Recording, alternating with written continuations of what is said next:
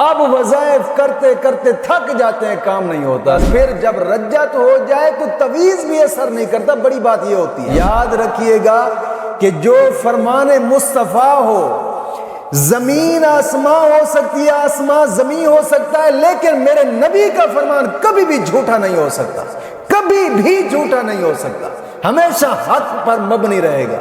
کہ جہاں آپ رشتہ کرنا چاہتے ہیں لیکن وہ نہیں کرنا چاہتے، یہ پسند کا رشتہ جس سے کہا جاتا ہے کہ میں نے وہاں پہ ہی رشتہ کرنا ہے، اور اس کے لیے میں کہتا ہوں 3 سے 4 دن گزریں گے، خود بخود وہ چل کر آپ کے پاس آئیں گے کہ یار یہ رشتہ ہے، لے لو، یہ گارنٹی سے کہہ رہا ہوں۔ ہمارے لوگ ہیں، ان کو بھی ایک وظیفہ انشاءاللہ العزیز بتاؤں گا، انشاءاللہ العزیز، انشاءاللہ العزیز، اللہ کے فضل سے رجت بھی دور ہوگی اور جہاں چاہتے ہیں وہیں شادی بھی ہوگی انشاءاللہ العزیز۔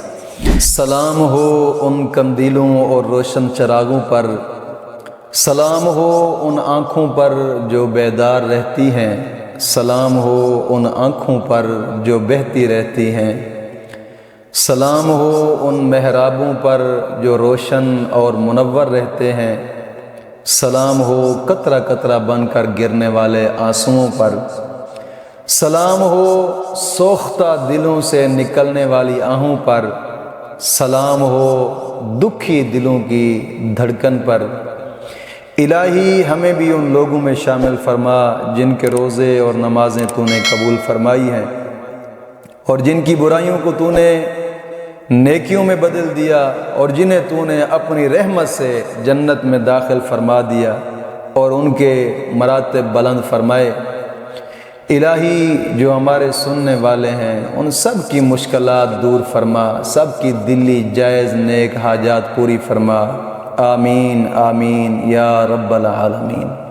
الحمدللہ رب العالمین والصلاة والسلام علی سید الانبیاء والمرسلین، اما بعد فاعوذ باللہ من الشیطان الرجیم، بسم اللہ الرحمن الرحیم، اہدنا الصراط المستقیم، صدق اللہ مولانا العظیم۔ روحانی پاورفل وظائف میں سے آج ایک اہم سبق دوستوں کی نظر کرنا ہے۔ ایک فرمائش ہوئی ہے کہ رجت کا وظیفہ دوبارہ اپلوڈ کیا جائے اور اس کی صحیح وضاحت کی جائے۔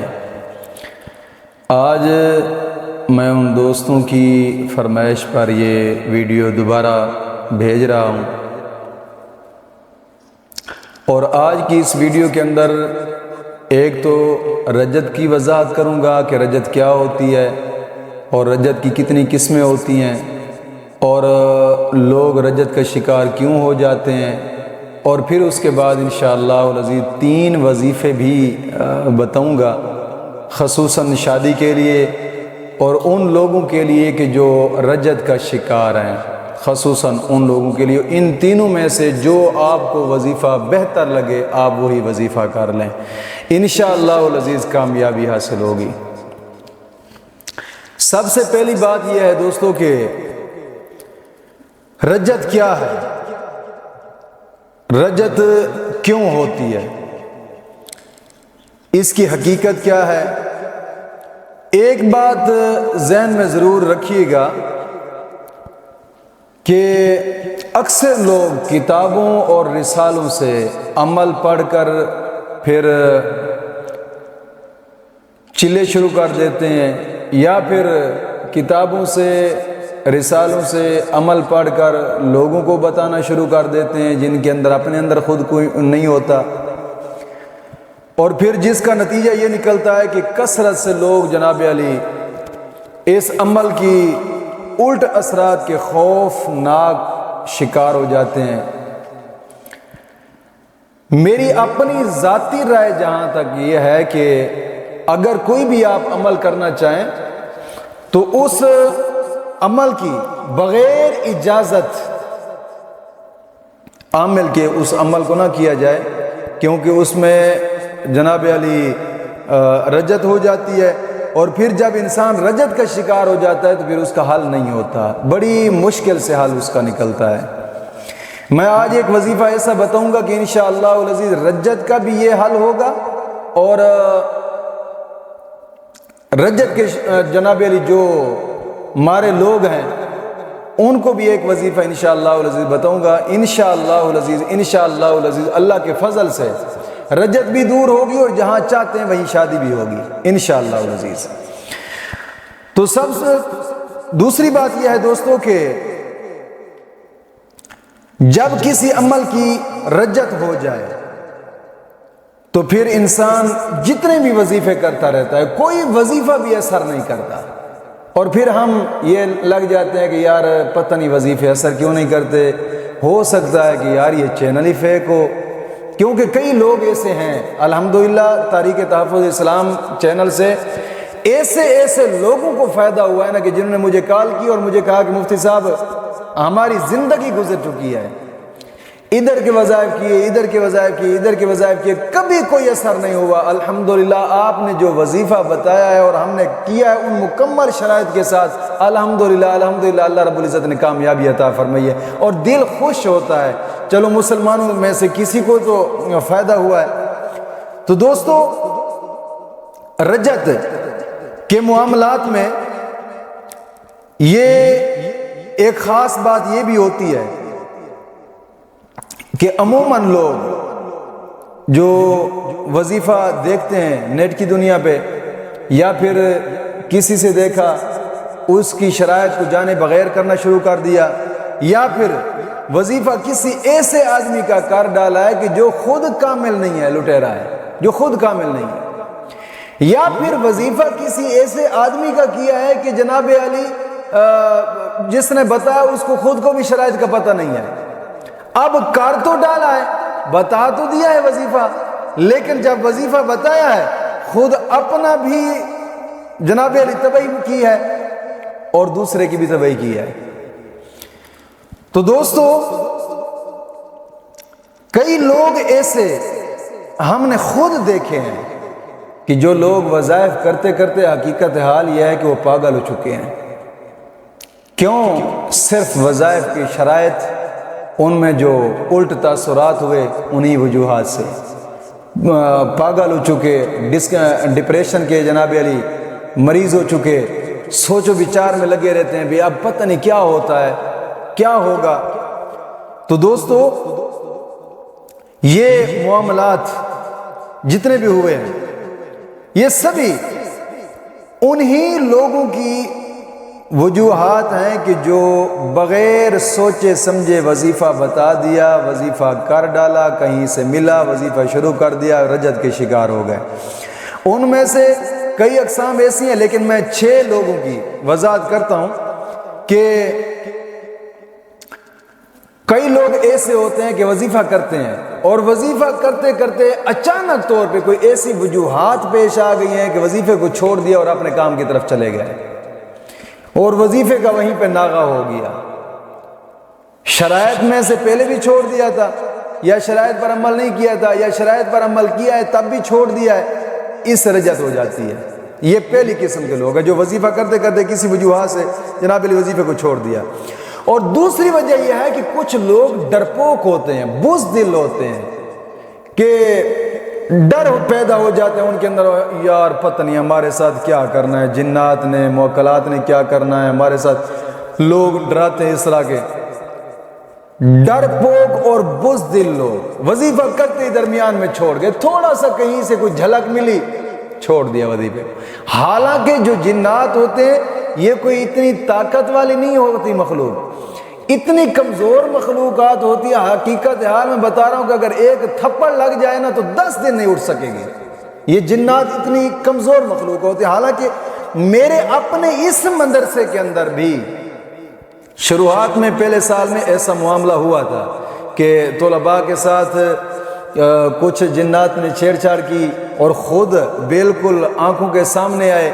الحمدللہ الحمدللہ میں نے صرف ہاتھ چلایا بس، اور جو شرع شریف نے طریقہ کار بتایا وہ بھی عمل کیا ہے اور ہاتھ بھی چلایا اور وہ بھی وظیفہ۔ میں کہہ رہا ہوں کہ یہ اتنی کمزور مخلوق ہے کہ اگر ان کو ایک تھپڑ لگ جائے تو یہ 10 دن تک اٹھ نہیں سکیں گے، اتنی کمزور مخلوق ہوتی ہے، لیکن انسان کے اپنے اندر روحانیت طاقت ہونی چاہیے، نوری طاقت۔ ایسا نہیں ہے کہ خود تو جناب علی ڈوبا ہوا ہے تو پھر کیا اس کا اثر ہوگا اور کیا اس سے ان کو خوف ہوگا اور کیا اس سے ان کو ڈر ہوگا؟ ہمیشہ ان کو ڈر روحانیت سے ہوتا ہے۔ انسان کے اندر اپنے اندر روحانیت ہو تو یہ چیزیں کچھ بھی نہیں کر سکتی۔ اور جب ڈرپوک ہوتے ہیں، وظیفہ کچھ دن کیا پھر جناب علی بزدل پڑ گئے، ڈر گئے چھوٹی سی وجوہات سے، جس کی وجہ سے رجت پیدا ہوگی اور پھر پوری کی پوری زندگی تباہ ہو گئی۔ اب وظائف کرتے کرتے تھک جاتے ہیں، کام نہیں ہوتا۔ یہ دوسری قسم کے لوگ ہوتے ہیں۔ اور تیسری قسم ان لوگوں کی ہوتی ہے کہ جو واجب چیزوں کا خیال نہیں رکھتے۔ مثال کے طور پر وظیفہ کرنا ہے، اس میں کپڑے پاک ہونے چاہیے، انسان کو خود کو پاک ہونا چاہیے، نیت صاف ہونی چاہیے، درود پاک، نماز کا پابند ہونا چاہیے۔ ان چیزوں کا قطعاً خیال نہیں کرتے اور نہ ہی اپنے گناہوں سے توبہ کرتے ہیں۔ پھر جناب وظیفہ کرتے رہتے ہیں، پھر رجت کے شکار ہو گئے۔ جب رجت کے شکار ہو گئے تو پھر پوری زندگی بھاگتے پھرتے ہیں، کبھی کسی پیر کے پاس، کبھی کسی پیر کے پاس۔ پھر جب رجت ہو جائے تو تویز بھی اثر نہیں کرتا۔ بڑی بات یہ ہوتی ہے، تویز تک بھی اثر نہیں ہوتا جب رجت ہو جائے۔ تو یہ تیسری قسم کے لوگ۔ اور چوتھی قسم کے لوگ کیا ہوتے ہیں کہ جو بغیر شرائط کے وظیفہ کر ڈالا، جو پرہیز ہیں ان پرہیزوں پر بھی عمل نہ کیا، جو شرائط ہیں ان شرائط پر بھی عمل نہ کیا، ایسے وظیفہ کر ڈالا، رجت پیدا ہو گئی۔ جیسے رجت ہو گئی اب پھر وظیفے کر کر تھک گئے، کوئی کام نہیں ہوا۔ یہ وہ لوگ کہ جو رجت کا شکار ہوتے ہیں، چوتھی قسم کے۔ اور پانچویں قسم کے وہ لوگ ہوتے ہیں کہ جو وظیفے کے درمیان گفتگو سے پرہیز نہیں کرتے۔ ادھر سے وظیفہ کرتے رہے، ادھر سے کسی نے بات پوچھی، بات کر ڈالی، بات پوچھی کسی نے، بات آپ باتیں بھی کرتے رہے اور پھر ادھر سے وظیفہ بھی کرتے رہے۔ یہ لوگ بھی رجت کے شکار ہو جاتے ہیں۔ ہمیشہ جب رب کا نام لیا جائے، کسی اسم اعظم کو پڑھا جائے تو پھر تنہا بیٹھ کر اللہ سے لو لگا کر پڑھیں، انشاءاللہ پھر کامیابیاں ملتی ہیں۔ اگر ایسے باتیں کرتے ہیں یہ رجت کے شکار ہو گئے۔ پھر جب رجت کے شکار ہو گئے پھر جناب علی پوری زندگی وظیفے کرتے رہے، کوئی وظیفے کا اثر نہیں ہے۔ جی یہ پانچویں قسم کے لوگ۔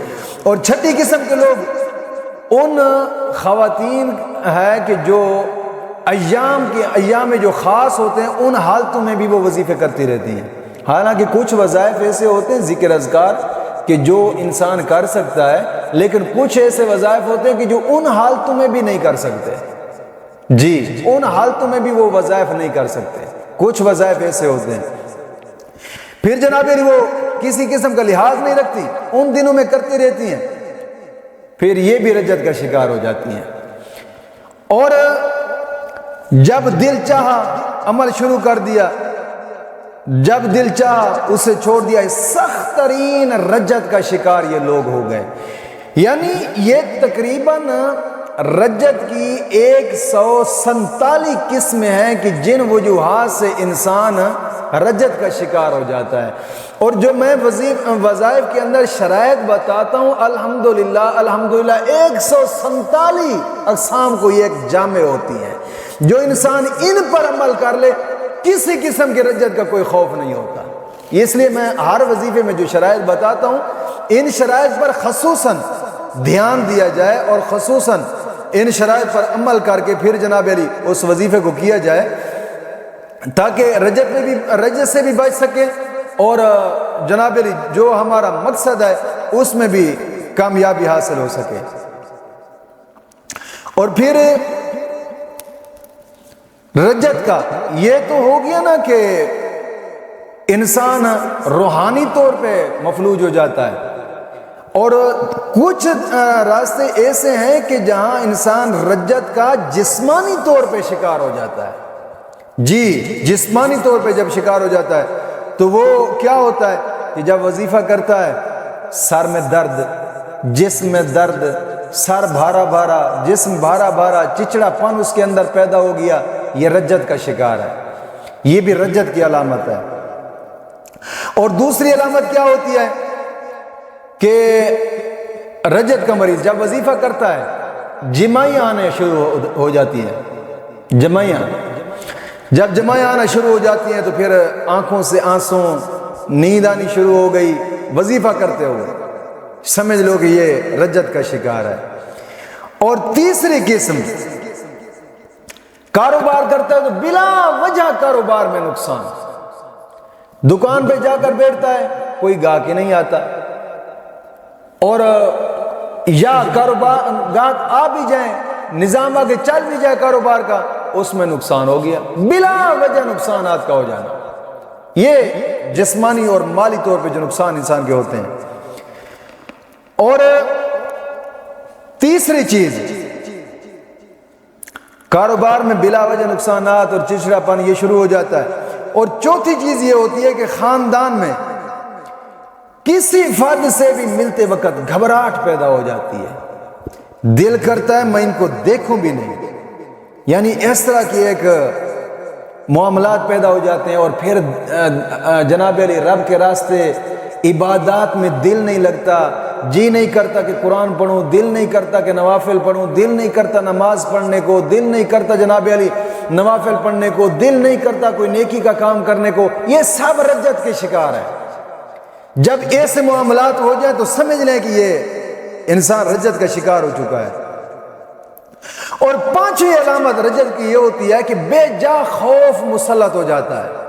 خوف اہم ہے، خوف ہو جانا، جسم کے اندر خوف پیدا ہو جانا، یار ہے پتہ نہیں کیا بنے گا، پتہ نہیں کیا بنے گا میرے ساتھ، خامخواہ خوف، ذہن کے اندر خوف، دل کے اندر خوف، چلتا ہے خوف، بیٹھتا ہے خوف، خوف کے عالم میں۔ اور پھر سوچتا ہے جب ذہن میں بیٹھے بیٹھے ذہن میں خیال آتا ہے یار میرے پیچھے سے کوئی چیز گزر رہی ہے، دیکھتا ہے تو کچھ بھی نہیں ہوتا، اور یا بیٹھا ہے تو ذہن میں خیال آتا ہے یار میرے کانوں میں نہ کہیں کھٹ کھٹ کے آواز آ رہی گھر سے، جب دیکھتا ہے تو کچھ نہیں ہوتا۔ یہ سب رجت کے شکار ہے۔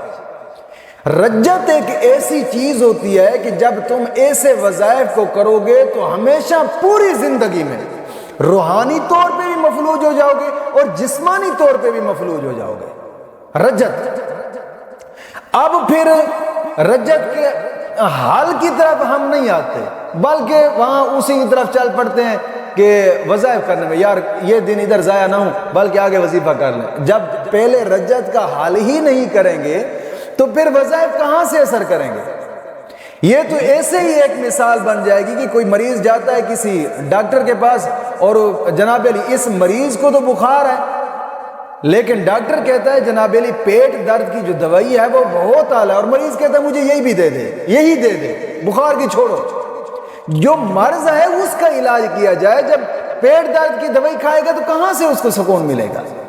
جب ہے رجت کا شکار انسان تو پھر رجت کا ہی حل کیا جائے، رجت کا ہی۔ جب رجت کا حل نہیں کریں گے تو پھر کبھی بھی معاملات ٹھیک نہیں ہو سکیں گے۔ تو آج کا جو میں وظیفہ بتانے لگا ہوں یہ شادی کے لیے اتنا خاص وظائف ہیں، جو 3 وظائف میں بتاؤں گا۔ اگرچہ تمہارے اندر رجت کے مسائل ہوں، رجت کے علامات میں سے کوئی بھی علامت پائی جائے، آپ رجت کے شکار ہو چکے، تو پھر میں جو آج کی وظائف بتا رہا ہوں اگرچہ رجت کے شکار ہے، انشاءاللہ ان کو کریں، میں گارنٹی سے کہتا ہوں رجت بھی ختم ہوگی اور کام بھی ہوگا انشاءاللہ العزیز۔ یہ ایسے خاص وظائف ہیں جو آج کے سبق میں دوستوں کی نظر کرنے لگا ہوں۔ دوستوں کہیں ایسا ہوتا ہے کہ بہنوں اور بیٹیوں کے اچھے رشتے بھی نہیں آتے، اور یہ ایک خاص محبت کا اور رشتے کے لیے ایک پاورفل وظیفہ ہے، بہت انتہا درجے کا مضبوط وظیفہ، لیکن ان شرائط کے ساتھ کرنا ہے جو میں شرائط بتا رہا ہوں۔ اگر ان شرائط کے ساتھ آپ نہیں کریں گے تو پھر بھی رجت کا شکار ہو سکتے ہیں۔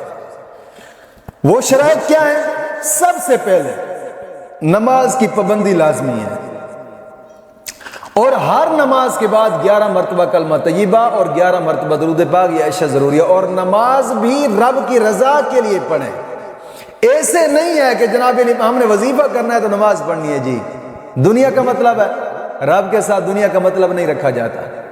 کوشش کریں اپنے رب کو راضی کرنے کے لیے نماز پڑھیں، پھر انشاءاللہ اس نماز کے اندر بھی ایسا سکون ہوگا کہ زندگی میں کبھی سکون نہیں ملا ہوگا۔ کوشش یہ بھی کیا کریں کہ اگر کسی کو ترجمہ آتا ہے تو نماز جیسے پڑھتے رہیں وہ لفظوں پر غور بھی کرتے رہا کریں تاکہ خیال ادھر ادھر نہ آئے، مزید سکون مل جائے۔ کوشش کریں کہ رب کی رضا کے لیے نماز پڑھیں، اور جو شخص رب کی رضا کے لیے نماز پڑھتا ہے، نبی کریم صلی اللہ علیہ وسلم کا فرمان مبارک ہے کہ قیامت کے دن وہی نماز اس کے لیے شفاعت کرنے والی ہو جاتی ہے، اور نماز کی شفاعت قبول ہو جاتی ہے اس بندے کے بارے میں۔ تو دوستو، نماز رب کی رضا کی خاطر پڑھیں، وظائف کے لیے نہ پڑھیں، بالکل رب کی رضا کے لیے۔ وظائف کے لیے پڑھیں، نماز پڑھنے کا کوئی فائدہ نہیں، یہ دنیا کا لالچ ہے۔ نماز پڑھو تو رب کی رضا کی خاطر۔ نماز کی پابندی لازمی ہے، یہ پہلی شرط ہے، اور ہر نماز کے بعد 11 مرتبہ کلمہ طیبہ اور 11 مرتبہ درود پاک، یہ اشد ضروری ہے۔ اور دوسری شرط یہ ہے کہ اپنے تمام گناہوں سے توبہ کریں اور آئندہ گناہ نہ کرنے کا ایک پختہ عزم کریں۔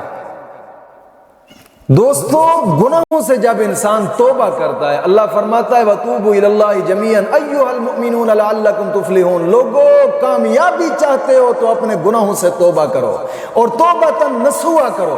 معلوم ہوتا ہے کہ گناہوں سے توبہ کرنے سے انسان دنیا اور آخرت انسان کی سنور جاتی ہے۔ توبہ کرنے سے، گناہوں سے توبہ کرنے سے انسان کی زندگی بدل جاتی ہے۔ گناہوں سے توبہ کرنے سے انسان کی دعائیں قبول ہوتی ہیں۔ گناہوں سے توبہ کرنے سے انسان کی آرزویں پوری ہوتی ہیں، دل کی تمنائیں پوری ہوتی ہیں۔ گناہوں سے توبہ کرنے والا انسان اللہ کا دوست بن جاتا ہے۔ میرے نبی کا فرمان مبارک ہے التائب حبیب اللہ، توبہ کرنے والا اللہ کا دوست ہوتا ہے۔ اور کئی خوش نصیب ایسے بھی گڑ گڑا کر گناہوں سے رو کر توبہ کرتے ہیں، مولا کریم ان کے پچھلے تمام گناہوں کو نیکیوں میں بدل کر ان کے نامہ اعمال میں لکھ دیتا ہے۔ کوشش فرمائیں کہ صدق کے دل سے اپنے گناہوں سے توبہ کریں اور آئندہ گناہ نہ کرنے کے پختہ عزم کریں۔ یہ دوسری شرط بھی رب کی رضا کے لیے پوری کرنی ہے، وظائف کے لیے نہ کریں، رب کی رضا کے لیے پوری کرنی ہے۔ اور تیسری شرط، روزانہ کی بنا پہ نماز فجر کے بعد کم از کم 2 رکوع قرآن پاک کی تلاوت کے لازمی کریں۔ 2 رکوع قرآن پاک کی تلاوت کے لازمی ہونے چاہیے۔ جب انسان قرآن کریم کی تلاوت کرتا ہے، ایک تو ہر حرف پر اسے 10 نیکیاں ملتی ہیں، 10 گناہ معاف ہوتے ہیں، 10 درجات بلند ہوتے ہیں۔ اور دوسری بات یہ ہے کہ انسان قرآن کریم کی تلاوت کرنے کے بعد جو بھی دعا مانگے دعا اس کی قبول ہوتی ہے جی۔ اور حدیث پاک میں تو جو صبح قرآن کریم کی تلاوت کرتا ہے، مولا کریم سارا دن اس کا اچھا کر دیتا ہے۔ تو کوشش فرمائیں کہ روزانہ، ہاں کچھ دوست آپ پوچھتے ہیں کہ ہم صبح کی نماز کے ٹائم تلاوت نہیں کر سکے، تو پھر ہاں تلاوت نہیں کر سکتے تو اور بات ہے، لیکن نماز فرض ہے۔ تلاوت اگر صبح کے ٹائم آپ نہیں کر سکتے، زور کے بعد کر لیں، عصر کے بعد کر لیں، عشاء کے بعد کر لیں، یعنی 24 گھنٹے کے اندر کریں لازمی۔ ایک تو شرط پوری ہو جائے گی، دوسرا رب تعالیٰ کی طرف سے جزا اور اجر ملے گا، قرآن کریم کے ساتھ محبت ہوگی۔ یہ تیسری شرط تھی اس وظیفے کی۔ اور چوتھی یہ ہے، کوشش فرمائیں اس کو کرنے سے پہلے صدقہ لازمی کریں، چونکہ رجت کا وظیفہ ہے، اس کے لیے شروعات میں بھی صدقہ لازمی ہے اور آخر میں بھی صدقہ لازمی ہے۔ یعنی جب وظیفہ شروع کرنے لگے تب بھی صدقہ کریں، جب وظیفہ ختم کرنے لگے تب بھی صدقہ کریں، صدقہ لازمی ہے۔ کیونکہ رجت کے وظائف میں 3 بتاؤں گا، جس میں انشاءاللہ العزیز شادی کا مسئلہ بھی حل ہوگا اور رجت بھی ختم ہو جائے گی انشاءاللہ العزیز۔ اور یعنی کہ صدقہ لازمی ہے، اور حدیث پاک میں بھی آتا ہے کہ الصدقہ ترد البلا، صدقہ مصیبتوں کو ٹالتا ہے۔ کوشش فرمائیں ساتھ کہیں قریبی مسجد زیر تعمیر ہو رہی ہے، مسجد پر خرچ کر دیں، کہ حدیث پاک میں آتا ہے کہ مسجد کے تعمیراتی کام میں آدھی اینٹ بھی جو خرچ کرے گا مولا کریم اس کا بھی محل جنت میں بنا دیتا ہے۔ اور یا ساتھ کہیں غریب یتیم مسکین ہے ان پہ خرچ کر دیں، یا پھر دین کی اشاعت کی ادارے، جس طرح کہ اب ہمارا ادارہ ہے، یہاں پر گرمیاں آ چکی ہیں، حقیقت کہہ رہا ہوں کہ مسجد میں پنکھے نہیں ہیں، درسگاہ میں پنکھے نہیں ہیں، پنکھوں کی اشد ضرورت ہے۔ مسجد تعمیر تو الحمدللہ مکمل ہو چکی ہے، لیکن اس میں چٹائی کی ضرورت ہے، پنکھے کی ضرورت ہے، مسجد میں صفوں کی ضرورت ہے، قرآن رکھنے کے لیے الماریاں بنانی ہیں، ان میں شیٹوں کی ضرورت ہے، اور جو درسگاہ زیر تعمیر ہو رہی ہے وہاں سریے کی ضرورت ہے، بجلی سیمنٹ کی ضرورت ہے۔ صدقہ کریں تو ایسا صدقہ کریں کہ صدقہ جاریہ بن جائے۔ یہ دین کی اشاعت کے ادارے ایسے ہوتے ہیں، ان میں 1 روپیہ بھی تم خرچ کرو گے، حقیقت کہہ رہا ہوں، جب قبر میں جاؤ گے اس کا ثواب دیکھو گے نا، وہاں پچھتاوا ہوگا، کاش کہ پوری زندگی کی جمع پونجی اس راستے پہ لگا دیتے یار۔ اور دین کے راستے پہ خرچ کریں، دین کے طالب علم پر 1 روپیہ خرچ کرنے والا شخص اللہ اس کو احد پہاڑ کے برابر ثواب عطا فرماتا ہے۔ اور حدیث پاک میں آتا ہے کہ جو دنیا میں رہ کر قرآن کی حفاظت کرتا ہے، مولا کریم قبر کے اندر جہنم کی آگ سے اس کو محفوظ فرماتا ہے۔ تو میں دوستوں سے گزارش کروں گا کہ صدقہ خیرات کے لحاظ سے اپنے اس ادارے کے ساتھ لازمی تعاون فرمائے کہ پنکھوں کی ضرورت ہے، مسجد میں صفوں کی ضرورت ہے، قرآن رکھنے کے لیے الماریوں کی ضرورت ہے، لازمی اس مقدس کام میں اپنا حصہ ڈالیں۔ آپ سکرین پر دیکھ رہے ہوں گے allied bank account, jazz cash account, easy پیسہ اکاؤنٹ، UBL بینک اکاؤنٹ، تو کوشش فرمائیں اس مقدس کام میں اپنا لازمی حصہ ڈالیں۔ اور رجت کا وظیفہ ہے، ظاہری بات ہے اس کے لیے صدقہ کرنا تو لازمی ہے، اگرچہ 1 روپیہ کیوں نہ ہو صدقہ کریں، ضرور جتنا مناسب ہو سکے لازمی صدقہ کریں، صدقہ ضروری ہے۔ تو جب یہ شرائط مکمل ہو جائیں گی، یہ ان شرائط کے ساتھ، اگر آپ ان شرائط کے ساتھ آپ اس وظیفے کو کریں، میں گارنٹی سے کہتا ہوں رجت بھی ختم ہو جائے گی اور جہاں چاہیں گے وہیں شادی بھی ہوگی انشاءاللہ۔ کوشش فرمائیں کہ شرائط پر مکمل عمل کریں، اگر شرائط پر عمل نہیں کریں گے تو پھر جناب علی آپ رجت کا شکار بن جائیں گے، جس طرح کہ میں نے معاملات بتائے اس طرح کے ہوتے ہوں گے۔ ان میں سے سب سے پہلا وظیفہ جو میں نے آپ کو بتانا ہے وہ یہ ہے کہ ہرن کی کھال لینی ہے۔ اگر ہاں اچھے رشتے کے لیے آپ کرنا چاہتے ہیں، آپ کہتے ہیں کہ اچھے سے اچھا رشتہ ہمارے ہاں آ جائے، تو ہرن کی کھال لیں، اور ہرن کی کھال پر یہ سورت لکھنی ہے۔ وہ کون سی سورت ہے؟ سورت احزاب، قرآن کریم کے اندر سورت احزاب۔ ہرن کی کھال کے اوپر لکھ کر تنگ منہ والی بوتل ہو، اس بوتل کے اندر بند کر دیں، اس کو بند کر کے اس کو گھر کے اندر رکھ دیں۔ میں کہتا ہوں کہ اگر 4 بیٹیاں کیوں نہیں بیٹھی گھر میں، انہیں سبھی کے انشاءاللہ اچھے سے اچھا رشتہ ہو جائے گا۔ اگر اچھا رشتہ مناسب چاہتے ہیں یہ گھر میں رکھ دیں، انشاءاللہ العزیز اچھے سے اچھا رشتہ آتا جائے گا۔ ہاں روزانہ کی بنا پہ سورت احزاب کو صرف 1 مرتبہ پڑھ لیں، بھلے وہ صبح کی نماز کے بعد پڑھ لیں، بھلے وہ ظہر کی نماز کے بعد پڑھیں، عصر کی نماز کے بعد پڑھیں، جس طرح آپ کا جی چاہے۔ 1 مرتبہ سورت احزاب کو پڑھیں اور سورت احزاب کو ہرن کی کھال پر لکھ کر بند بوتل کے اندر رکھ کر گھر میں رکھ دیں، انشاءاللہ العزیز اچھے سے اچھا رشتہ آنے شروع ہو جائیں گے۔ اور دوسرا وظیفہ یہ آقا کریم صلی اللہ تعالی وسلم کا فرمان مبارک ہے، اور حضرت علی اس حدیث کے راوی ہیں۔ یاد رکھیے گا کہ جو فرمان مصطفیٰ ہو، زمین آسماں ہو سکتی ہے، آسماں زمین ہو سکتا ہے، لیکن میرے نبی کا فرمان کبھی بھی جھوٹا نہیں ہو سکتا، کبھی بھی جھوٹا نہیں ہو سکتا، ہمیشہ حق پر مبنی رہے گا۔ اور یہ پختہ ایک وظیفہ ہے، ایسے سمجھے کہ ہم کروڑوں بار جو گارنٹی دینا، یہ کروڑوں بار گارنٹی بھی تھوڑی ہے، کیونکہ میرے نبی کا فرمان ہے، اس سے بڑھ کر اور طاقتور وظیفہ ہو ہی نہیں سکتا، یاد رکھیے گا۔ اور یہ دوسرا وظیفہ آقا کریم صلی اللہ تعالی علیہ وسلم نے فرمایا کہ اے علی کہ جو شخص روزانہ صبح کی نماز کے بعد صرف 1 مرتبہ سورۃ یاسین کو پڑھے گا، صرف 1 مرتبہ، کمارا ہے تو اس کی بھی شادی ہو جائے گی، کمارا ہے تو شادی شدہ ہو جائے گا۔ یعنی آپ چاہتے ہیں کہ مناسب رشتہ ہو جائے کہیں پر بھی، یہ دوسرا وظیفہ بھی آپ کر سکتے ہیں، یہ آسان وظیفہ ہے، آپ اس کو کریں تو انشاءاللہ العزیز کامیابی حاصل ہوگی۔ اور ہاں یہ وظیفے بھی انہی شرائط کے ساتھ لازمی کریں۔ اور تیسرا وظیفہ کہ جہاں آپ رشتہ کرنا چاہتے ہیں لیکن وہ نہیں کرنا چاہتے، یہ پسند کا رشتہ جس سے کہا جاتا ہے کہ میں نے وہاں پہ ہی رشتہ کرنا ہے، اور اس کے لیے یہ حضرت امام جعفر صادق رحمۃ اللہ تعالی علیہ کا بتایا ہوا ایک وظیفہ ہے، اور یہ بھی بزرگوں کا ایک مجرب شدہ وظیفہ ہے۔ امام جعفر صادق رحمۃ اللہ تعالی علیہ فرماتے ہیں کہ اگر تم چاہتے ہو کہ میرا فلاں جگہ پہ ہی رشتہ ہو جائے، یعنی پسند کا رشتہ چاہتے ہیں، تو پھر آپ ایسا کریں، سورۃ طٰہٰ 16वें पारे के अंदर है, त्वाहा मा अंज़लना अलैकल कुरान लितश्का। सूरत ताहा को लिख कर, अगरचे कागज पर लिख लें, लिख कर सब्ज रेशमी कपड़े में लिपेट कर इसको अपने पास रख लें। सूरत ताहा को लिखकर सब्ज रेशमी कपड़े में लिपेट कर उसको अपने पास रखे और शादी के इरादे से ही रखे, और इस इरादे से रखे कि मैं जहां करना चाहता हूं वहीं पे मेरा रिश्ता हो जाए, या फिर उस आदमी का नाम भी साथ लिख ले। लिखकर सब्ज रेशमी कपड़े के अंदर लिपेट कर अपने पास रख ले।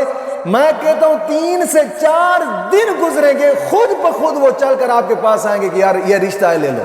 ये गारंटी से कह रहा हूं। आप ये वज़ाइफ जो मैंने बताए हैं, रज्जत के अलामात आपने जान लिए। अगरचे आपके साथ रज्जत का मसला है, अगरचे रज्जत में से कोई एक मसला आपके साथ है या रज्जत का मसला आपके साथ नहीं है, मगर इन शराइत के साथ आप करें, अगर रज्जत का भी मसला हो, रज्जत भी खत्म हो जाएगी और इंशाल्लाह जहां आप चाहते हैं वहीं पे शादी भी हो जाएगी इंशाल्लाह। मौला करीम दीन मतीन की समझ अता फरमाए।